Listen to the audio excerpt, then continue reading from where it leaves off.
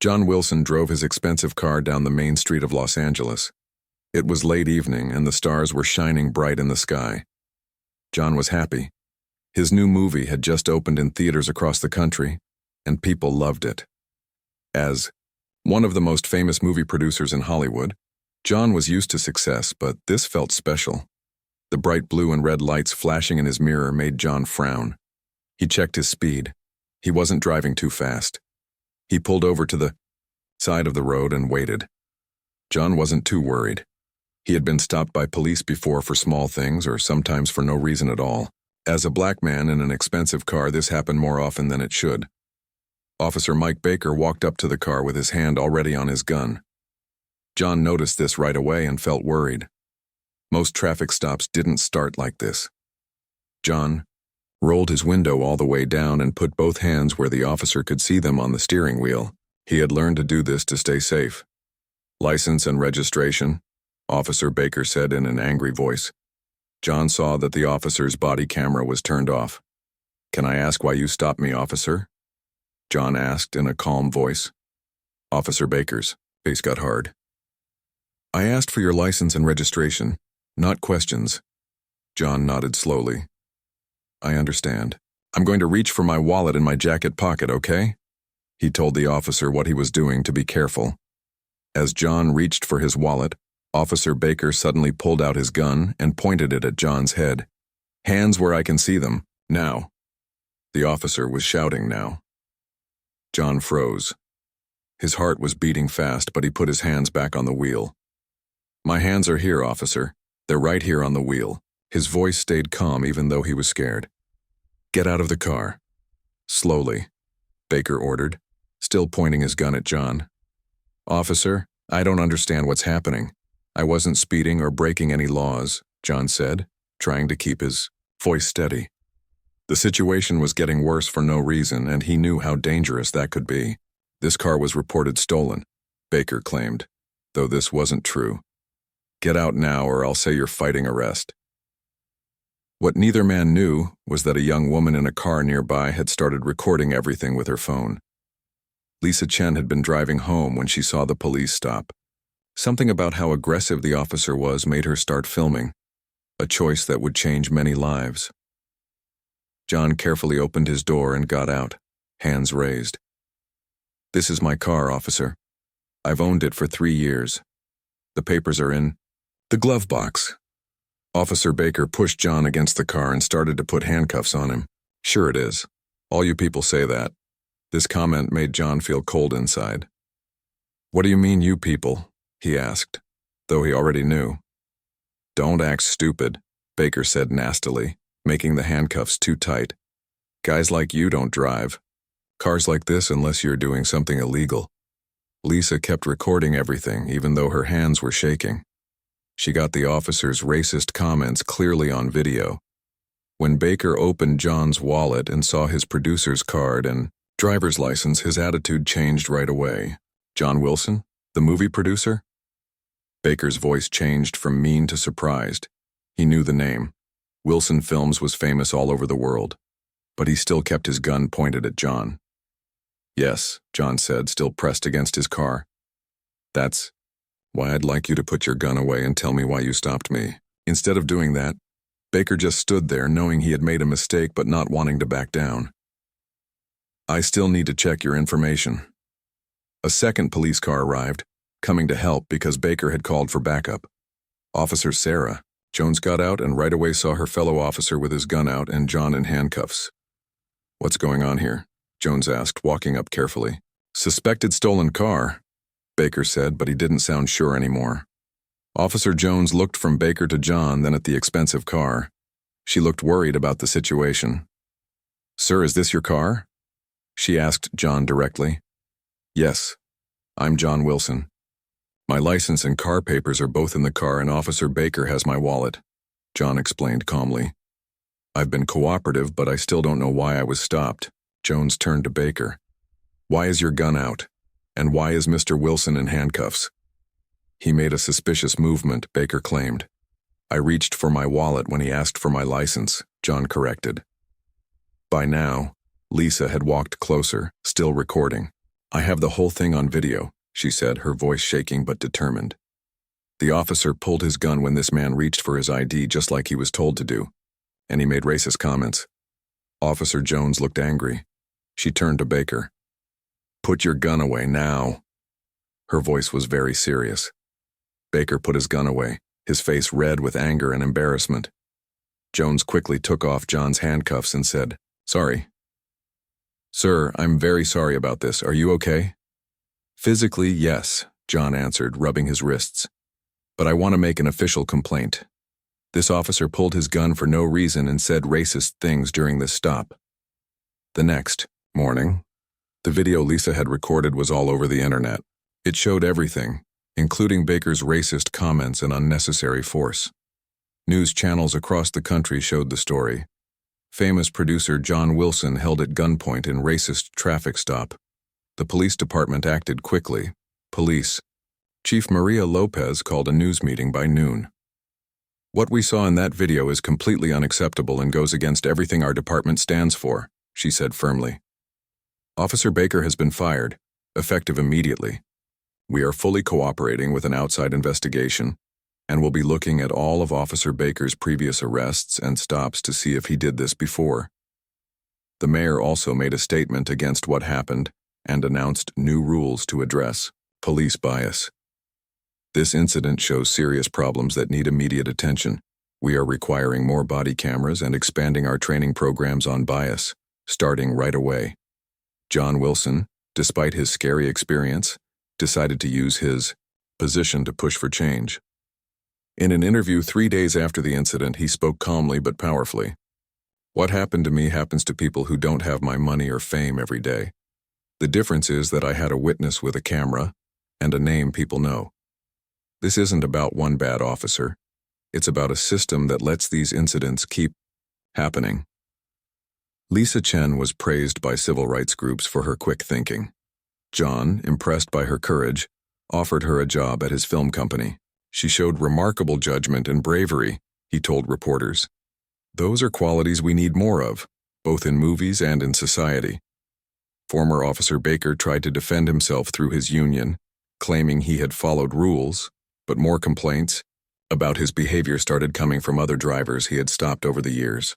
The district attorney's office said they would review Baker's record for possible criminal charges. 6 months later, John Wilson produced a documentary series looking at police reform efforts across America. The series included interviews with both victims of police misconduct and officers working to change police culture. Officer Jones, who had stepped in during John's traffic stop, took part in the project, speaking honestly about the challenges of addressing bias within law enforcement.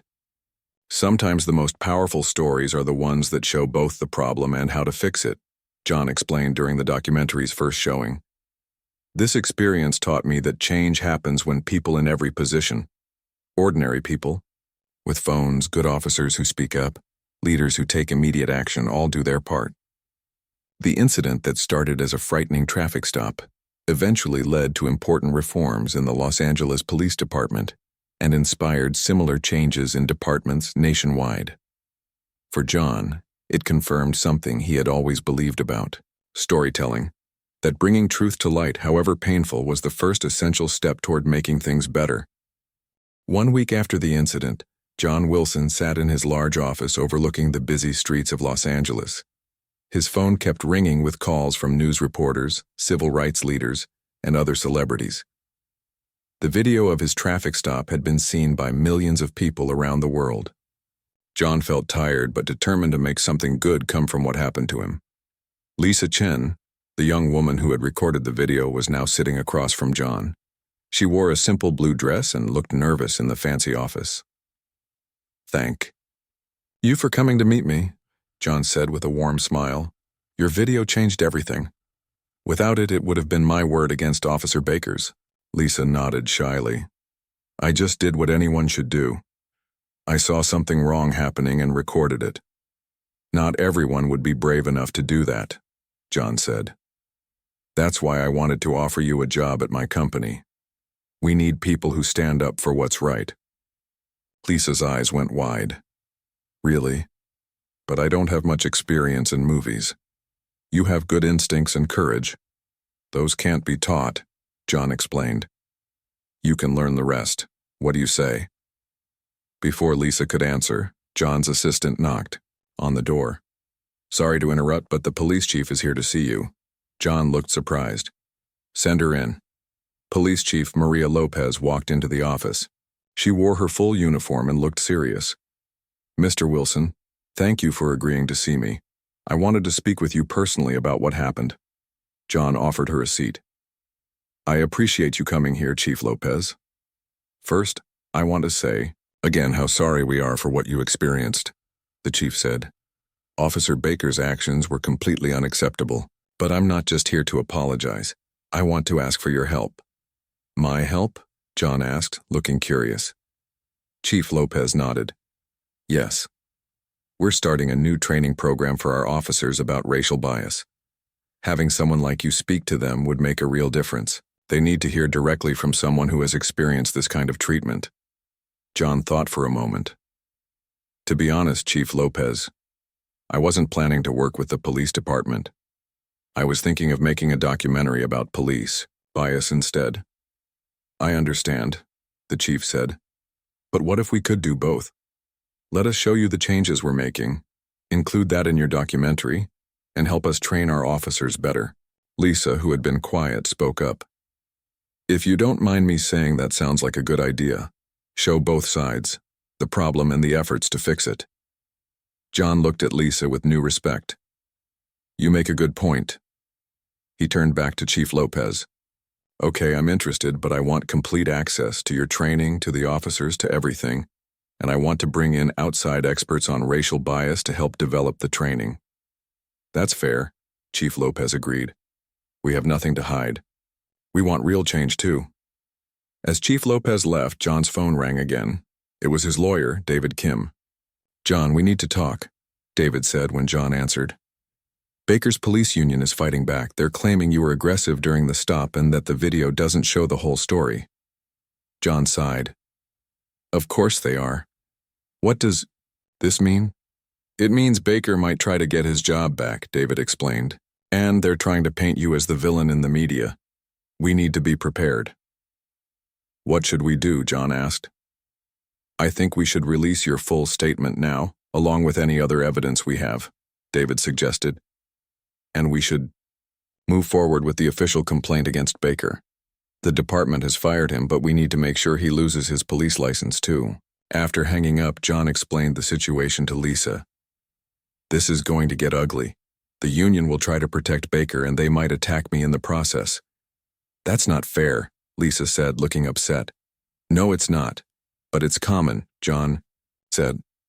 When someone challenges the system fights back. That's why documentation is so important. Your video is the key evidence that shows the truth. The next day, John was invited to appear on a popular morning news show. The host, Sarah Johnson, welcomed him warmly. John Wilson, thank you for joining us today, Sarah said. Your experience has sparked a national conversation about police bias. How are you feeling about all of this attention? It's not about me, John said simply. It's about a problem that affects many people who don't have the platform I have. I'm just using my voice to highlight something that happens every day across this country. The police union representing Officer Baker has suggested there was more to the story than what we saw in the video, Sarah said. How do you respond to that? John stayed calm. The video shows everything from when I was pulled over until I was handcuffed. Officer Baker's body camera was turned off, which is against department policy. If there was more to the story, why wasn't his camera on? Sarah nodded. A fair point. What do you hope will come from all this? Real change, John said firmly. Not just one officer being fired, but changes in how police are trained, how they're held accountable, and how departments handle bias. I'm working with Chief Lopez on a new training program, and I'm making a documentary to show both the problems and the solutions. Later that day, John received a surprising phone call. It was Officer Sarah Jones, the second officer who had arrived at the scene and helped end the situation. Mr. Wilson, this is Officer Jones from the night of your traffic stop, she said. I hope it's okay that I'm calling you. Of course, John said. You probably saved my life that night. I was just doing my job, Officer Jones said. But that's why I'm calling. I want to help with your documentary and the training program. I've seen problems in the department for years but didn't know how to address them. Maybe this is my chance to make a difference. John felt encouraged. That would be fantastic, Officer Jones. Having your perspective will be incredibly valuable. There's something else, Officer Jones added. I've been going through Baker's record. There are at least 7 other complaints against him for similar behavior, all from minority drivers. None of them were famous like you, so their complaints were ignored. Can you get me those records? John asked. I'm working on it, Officer Jones said. But it might put my job at risk. John thought about this. I understand. Take your time and be careful. But those records could help make sure Baker never works as a police officer again. That evening, John invited Lisa to dinner to discuss her new job. They sat at a quiet table in a small restaurant. I've decided to accept your offer, Lisa told him with a smile. I want to be part of making this documentary. John raised his glass in a toast to new beginnings and positive change. As they ate, John noticed a man at another table watching them. The man seemed familiar, but John couldn't place him. Don't look now, John said quietly to Lisa. But I think someone is watching us. Lisa casually glanced over. That's Officer Baker's partner, she whispered. I remember him from other police stops I've seen in the neighborhood. John felt a chill. Let's finish up and go. I don't like this. As they left the restaurant, John noticed a car slowly following them. He quickly hailed a taxi, and they got in. Something's not right, John said as the taxi pulled away. Baker's friends on the force might be trying to intimidate us. Lisa looked worried. What should we do? We keep going, John said firmly. If they're trying to scare us, it means we're making progress. Change never comes easy, but it's always worth fighting for. The next morning, John Wilson called his friend Robert Garcia, who was the city's district attorney. John needed advice about the car that had followed him and Lisa from the restaurant. This is serious, John, Robert said after hearing what happened. It sounds like intimidation. We should file a report right away. Will that make things worse? John asked, worried about Lisa's safety. Staying silent will make things worse, Robert explained. These officers need to know they're being watched too. I'll assign a special investigator to look into this. After speaking with Robert, John called Lisa to check on her. Are you okay? Did anything strange happen after you got home? I'm fine, Lisa said. But this morning I found a note on my car that said, "Mind your own business." It scared me. John felt angry. Take a picture of the note and don't touch it. The DA is sending someone to investigate. I'll send a car to bring you to the office where it's safe. When Lisa arrived at John's office, she looked tired and nervous. I didn't sleep much last night, she admitted. I'm sorry you're going through this, John said. You did the right thing by recording that video, and now they're trying to scare you. Is it working? Because I am scared, Lisa said honestly. John nodded. It's normal to be scared, but we can't let fear stop us from doing what's right. I've hired security for both of us until this is over.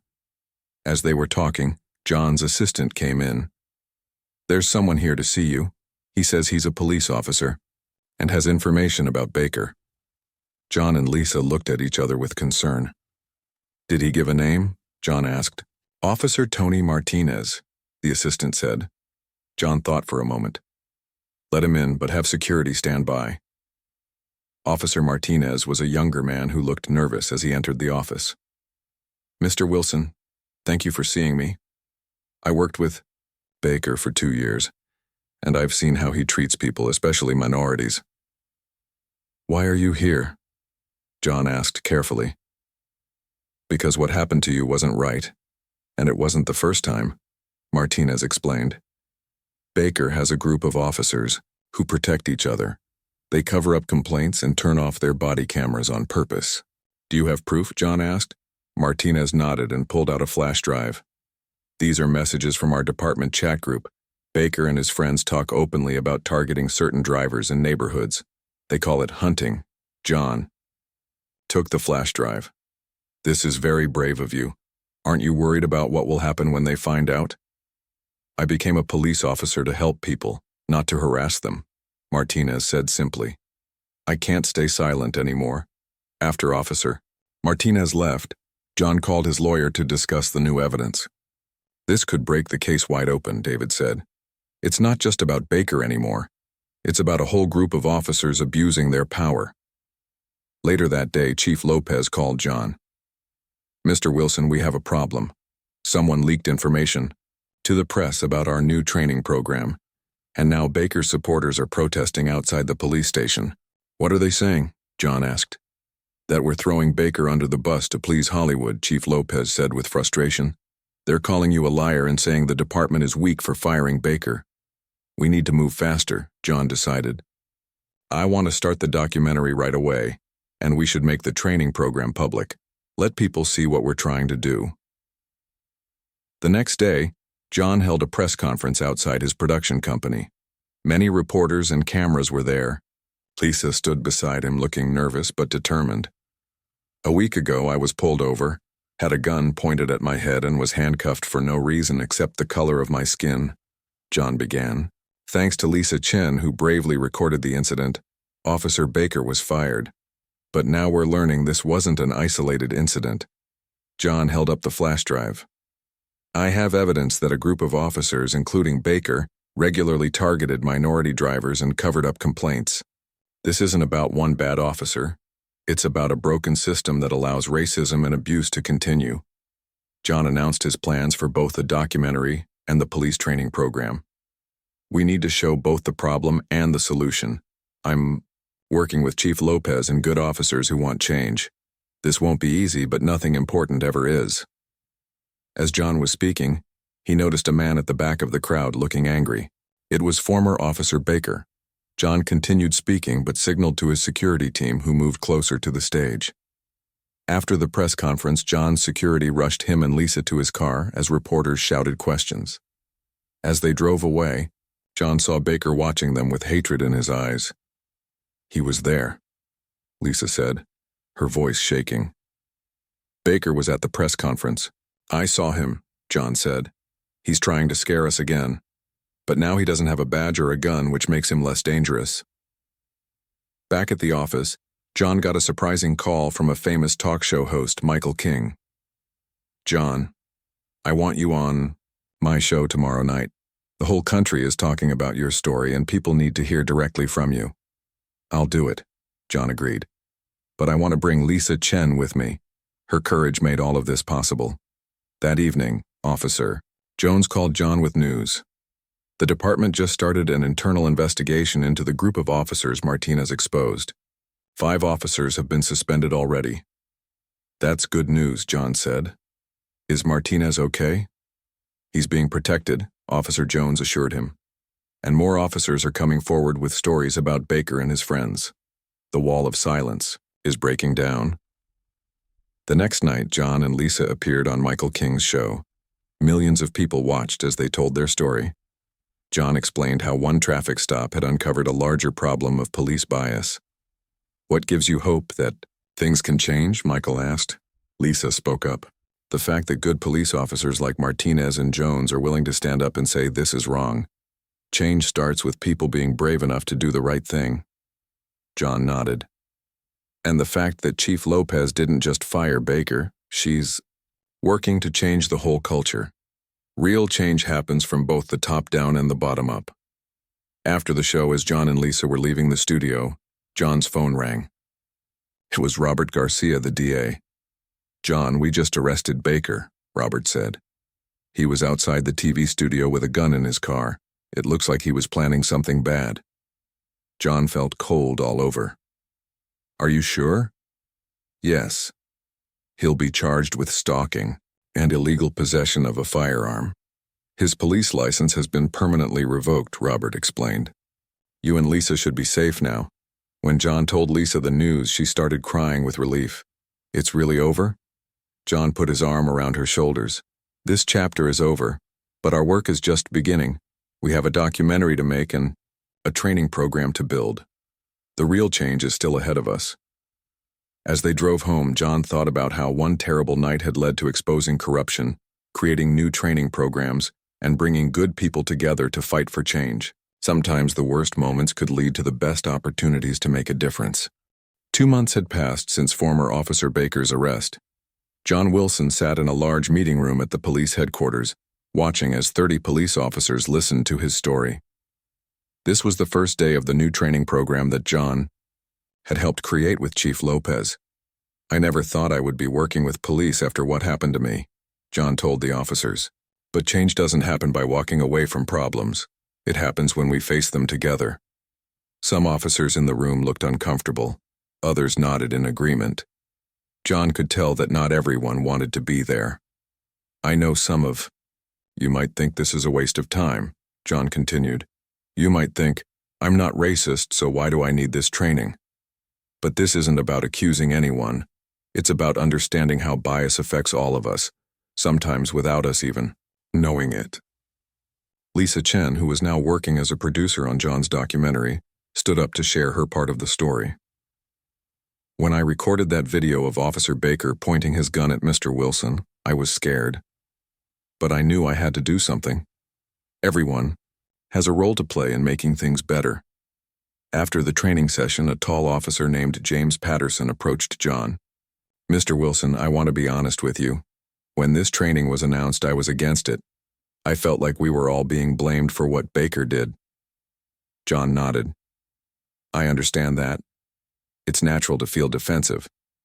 But hearing your story in person changed something for me," Officer Patterson admitted. "I've made traffic stops where I might have acted differently based on who was driving. I never thought of it as bias before, but now I'm not so sure." These were the moments that gave John hope. Real change happened one person at a time. Meanwhile, the case against Baker was moving forward. John and his lawyer David met with District Attorney Robert Garcia to discuss the upcoming trial. "Baker has rejected our plea deal," Robert explained. "He wants a trial. He still claims he did nothing wrong and that the video doesn't show the whole story." "Is that a problem?" John asked. "It means you'll have to testify in court," David said. "Baker's lawyer will try to make you look bad. They might bring up anything from your past that could hurt your credibility." John sighed. "I figured this would happen. I'm ready for it." "There's something else," Robert added. "We've identified 7 other people who had similar experiences with Baker. All of them are willing to testify." "That's good news," John said. "Yes and no," Robert replied. "It shows a pattern of behavior which helps our case. But Baker's lawyer will claim this is a conspiracy against him, orchestrated by you and your Hollywood connections." John shook, his head in frustration. "So they're going to try to make this about me being famous rather than about Baker's actions?" "Exactly," David confirmed. "They'll say you're using your power and influence to destroy a good officer's career." Back at his production office, John shared these updates with Lisa. "The trial is going to get ugly," he warned her. "Will I have to testify too?" Lisa asked nervously. "Yes, but your video will do most of the talking," John assured her. "Just tell the truth about what you saw that night." The next day, John visited Officer Sarah Jones, who had been promoted to sergeant after helping expose Baker and his group. She was now in charge of implementing new policies across the department. "How's it going?" John asked as they walked through the police station. "Change is slow," Sergeant Jones admitted. "Some officers support what we're doing. Others think it's just for show. But the body camera compliance is up to 98%, which is a big improvement."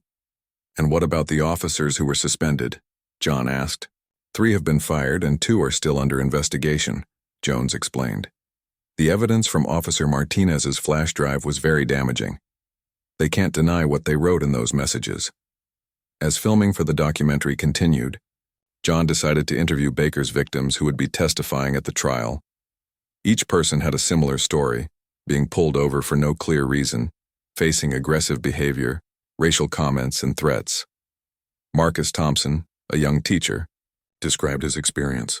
"Baker pulled me over and said my taillight was out, but when I checked later, both taillights worked fine. He made me sit on the curb for an hour while he searched my car. He found nothing because there was nothing to find." Hearing these stories made John even more determined to see the case through. This wasn't just about him anymore. It was about a pattern of abuse that had gone unchecked for years. The media continued to cover the story as the trial approached. Some news channels portrayed John as a hero standing up against police bias. Others questioned his motives and suggested he was using the incident to promote himself. One evening, John appeared on a panel discussion about police reform. A retired police captain named William Foster was also on the panel and strongly defended the police. Officers make split-second decisions to protect themselves and the public, Foster argued. Monday morning quarterbacking by civilians who've never worn the badge is unfair and dangerous. John responded calmly. I agree that police have a difficult and sometimes dangerous job, but that badge comes with responsibility. When an officer abuses their power, they must be held accountable. And who decides what's abuse? Foster challenged. You, with your Hollywood perspective? No, John said firmly. The law decides. The body camera policy exists for a reason. Officer Baker turned his off before approaching my car. He drew his weapon when I reached for my ID after he asked for it. He made explicitly racial comments. None of those actions follow proper police procedure. The audience applauded John's response, which only seemed to make Foster angrier. After the show, Foster approached John backstage. You have no idea the damage you're doing, he said in a low voice. Officers will hesitate now, and that hesitation could get them killed. Or it could make them think twice before pulling a gun on an unarmed civilian, John countered. Change is hard, Captain Foster, but necessary. As the trial date grew closer, John received a surprising phone call from Baker's lawyer, Thomas Reynolds. Mr. Wilson, my client would like to meet with you privately, Reynolds said. Why? John asked, suspicious of Baker's motives. He has something he wants to say to you, Reynolds explained. That's all I can share right now. John discussed the request with his lawyer, David. It could be a trap, David warned. He might be trying to get you to say something they can use in court. Or he might want to apologize, John suggested. Do you really believe that? David asked skeptically. John thought about it. No, but I'm curious what he wants. After careful consideration, John agreed to meet Baker, but with conditions. The meeting would take place in David's office, with lawyers present, and it would be recorded. The day of the meeting, John felt strangely calm as he waited for Baker to arrive. When the former officer walked in, he looked smaller somehow without his uniform and badge. Mr. Wilson, Baker said, nodding stiffly. Mr. Baker, John replied, deliberately not using officer. They sat across from each other at a conference table, their lawyers on either side. You wanted to talk to me, John said. I'm listening. Baker took a deep breath. I wanted to see you face to face, man to man. He paused, then continued. I want you to drop the charges. John almost laughed. That's why you wanted to meet? To ask me to drop the charges? You've made your point, Baker said. I lost my job. My reputation is ruined. Isn't that enough? John leaned forward. No, it's not enough. This isn't about punishment. It's about justice and accountability. What about the other people you harassed? Don't they deserve justice too? Baker's face hardened. You don't understand what it's like to be a cop, and you don't understand what it's like to have a gun pointed at your head for no reason, John replied. The trial will proceed, Mr. Baker. Let the justice system decide. As Baker left with his lawyer, John felt certain he had made the right decision. This case needed to be heard in court, not settled in private. The day of the trial finally arrived. John Wilson straightened his tie as he prepared to enter the courthouse. Outside, news vans lined the street, and reporters called out questions as John walked up the steps. He didn't answer any of them. Today wasn't about making statements to the press, it was about justice. Lisa Chen walked beside him, looking nervous but determined. Are you ready for this? She asked. As ready as I'll ever be, John replied. Just tell the truth. That's all any of us can do. Inside the courtroom, John saw Baker sitting with his lawyer. The former officer wore a dark suit and kept his eyes down. On the other side of the room, District Attorney Robert Garcia organized his papers, looking confident and prepared. As the trial began, the prosecutor outlined the case against Baker. "This isn't just about one traffic stop," he explained to the jury. "This is about a pattern of abuse and racial bias that continued for years. We will show you evidence that Mr. Baker repeatedly targeted minority drivers, made racist comments, and used excessive force." Baker's lawyer, Thomas Reynolds, presented a very different story in his opening statement. Officer Baker is a dedicated police officer with 15 years of service. He made a split-second decision based on his training and experience. The prosecution wants you to believe this case is about race, but it's really about a Hollywood producer using his power and connections to destroy a good officer's career. John was called to testify first. As he took the stand and swore to tell the truth, he could feel Baker watching him. "Mr. Wilson," the prosecutor began, "please tell the court what happened on the night of April 15th. John described the traffic stop in detail, how Baker approached with his hand on his gun, how he asked for ID and then pulled his weapon when John reached for his wallet, and the racial comments Baker made during the stop. How did this experience make you feel?" the prosecutor asked. "Scared," John said simply. "When someone points a gun at you, you don't know if you'll live through the next few minutes. I kept thinking about all the stories I've heard about traffic stops gone wrong. I thought I might become another statistic." During cross-examination, Baker's lawyer tried to paint John as someone using the incident for publicity. "Mr. Wilson, isn't it true that you're making a documentary about this incident?" Reynolds asked. "Yes," John admitted, "but that wasn't my original plan. I decided to make the documentary after learning about other people who had similar experiences with Mr. Baker. And this documentary will make you money, correct? All profits will go to a foundation for police reform and support for victims of police misconduct," John explained. "I'm not doing this for money." Reynolds looked skeptical. "You've gotten a lot of media attention from this incident, haven't you?" "I didn't ask for this attention," John replied calmly. "I just wanted to drive home that night without having a gun pointed at my head." Next, Lisa took the stand and described what she saw that night. Her video was played for the court, showing exactly what happened. The jury watched intently as the screen showed Baker drawing his weapon and making racial comments. Over the next 3 days, 7 other people testified about their experiences with Baker. Each story showed a similar pattern of targeting, aggression, and bias. Officer Martinez testified about the messages in the department chat group, and the jury saw the evidence from his flash drive. On the 4th day, Baker took the stand in his own defense. He claimed he felt threatened during the traffic stop with John. "I saw Mr. Wilson reaching for something. In that moment, I didn't know if it was a wallet or a weapon," Baker testified. "But you had just asked for his license," the prosecutor pointed out during cross-examination. "Where did you expect him to get it from?" "In that neighborhood, at that time of night, I had to be extra cautious," Baker insisted. "What about the racial comments that were recorded on the video?" the prosecutor asked. "How do you explain those?" Baker shifted uncomfortably. "Those comments were taken out of context." "What context would make those comments appropriate, Mr. Baker?" the prosecutor pressed. Baker had no good answer. As the trial neared its end, both lawyers made their closing arguments. Reynolds asked the jury to consider the difficult job police officers face every day and the split-second decisions they must make.